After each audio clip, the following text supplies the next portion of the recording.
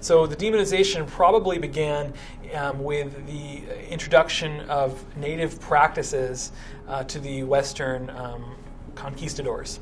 So the Americas were being colonized by and taken over by these Spaniards and of course other English and French. And specifically, the Spaniards encountered all of these bizarre, what they considered to be bizarre behaviors of indigenous people. They would eat mushrooms and go into what looked like trances. They would use other types of psychoactive things.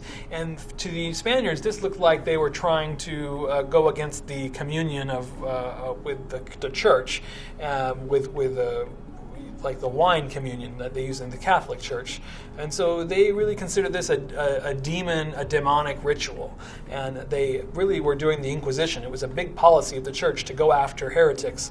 And that's what they started in the New World in the 1500s. They also brought cannabis along with them, but they were using it for hemp to put the ropes and rigging and the sails of their ships that were part of the famous Spanish Armada. But it's possible that some of that cannabis that was used for fiber and sails may have converted itself into the drug type of cannabis, had higher percentages of the other compounds that can be psychoactivating. And so some of that cannabis might have also become incorporated into indigenous systems of use. And again, the demonization starts when these native practitioners are using something that looks kind of unfamiliar.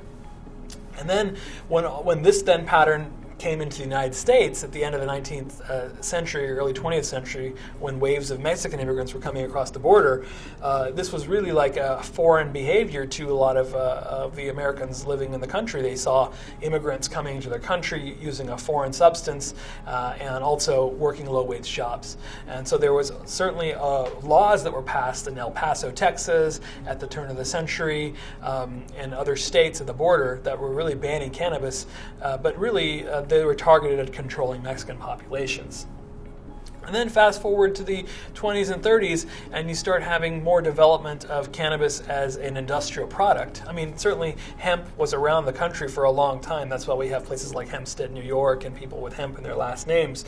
But it really wasn't until the 20s and 30s that we got industrial strength, ability to mass produce cannabis for industrial purposes like making plastics and fuels and anything that you use a hydrocarbon for, you can use a carbohydrate for. Think of it that way. And Popular Mechanics even published an article called New Billion Dollar Crop in 1938. But unfortunately, it was too late because cannabis was banned or made very, very difficult to access in 1937. And some people believe that this was because of competing interests in petrochemical industries who were wanting to do synthetic route rather than naturally occurring fibers and starting materials. So that could have been part of it too. And this was a New Deal America where a lot of big businesses were close to the government. And we'll maybe never know. But if you look at the documents of the enforcement of the Marijuana Tax Act, which is what the law was called, after the 37 Act, they really targeted those big farms that were developing hemp for industrial purposes.